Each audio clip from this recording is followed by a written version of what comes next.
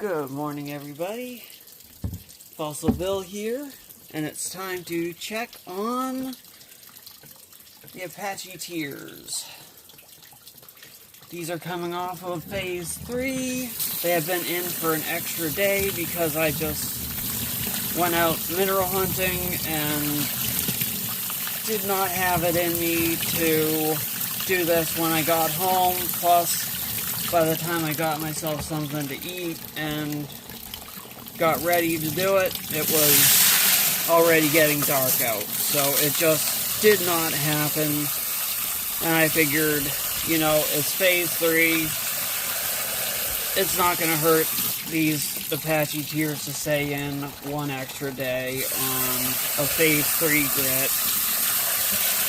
They're not going to disappear or anything. And obviously, here they are. So there we go.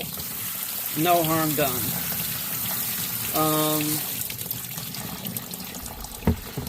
So here we go. Let's get down to it. Grit is coming off nicely. I put the Dawn dish soap in last night to get them rinsed and ready for getting washed off. So they've had plenty of time to get the grit loosened up. This one's going to have to go in the ultrasonic. It, for some reason, has some areas that have trapped that little bit of grit. I have one that got chipped.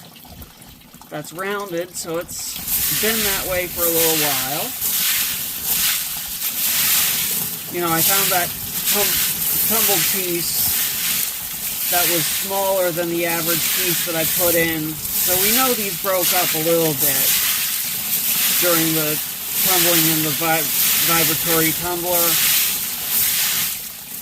And as we know, vibratory tumblers, those that do know at least, through experience, vibratory tumblers can be rougher on stones than rotary tumblers are normally.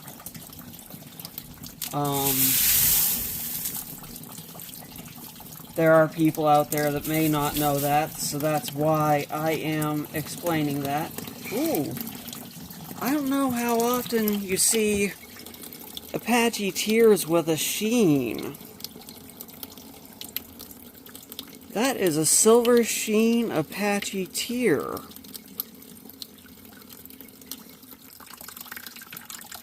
You know, yesterday I saw one with banding in it, and sometimes banding means it has a sheen to it. I'm going to check some of these.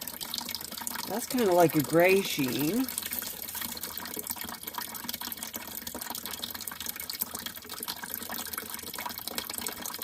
That one has layers, but it's not really shining at all.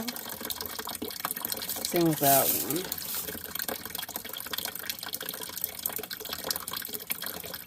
So you know that silver sheen one is going to end up in my collection. I'm not going to be selling it.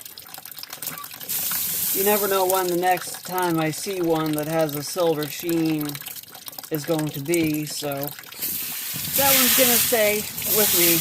Unfortunately, no one else is getting it.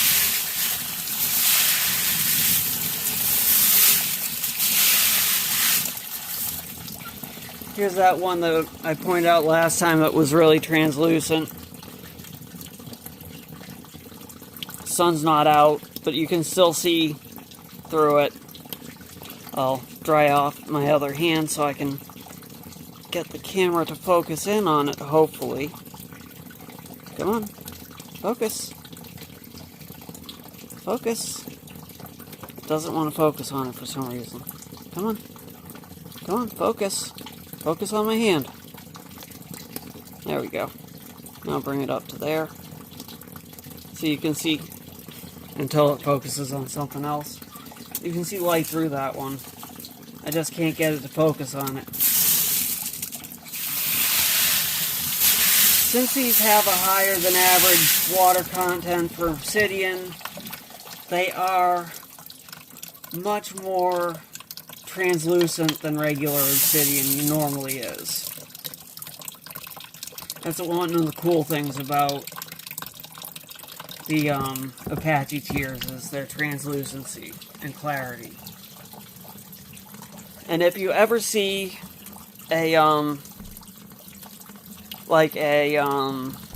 cigarette extinguishing area ashtray that has like little blackish, brownish, translucent, glittery, like glassy bits, just little like sandy bits in it, that is actually made out of Apache Tears. What they do is they heat it up, and it, because of its high water content, it breaks down into like sand when they bake it, and that is how they make that stuff that they put in the ashtrays. It's really sad to think that they're made out of these beautiful Apache Tears. But that's something that people do with it. So that's a check-in on the Apache Tears. They're looking good. They're coming along nicely. They're just a little bit frosted right now, but other than that, looking really good. They're going to go in polish for 2 days. And since I'm behind schedule by 1 day, these will be coming out the same day that I will be changing over the rotary tumblers. You can see Diesel over there. Hey, quit eating stuff. Diesel.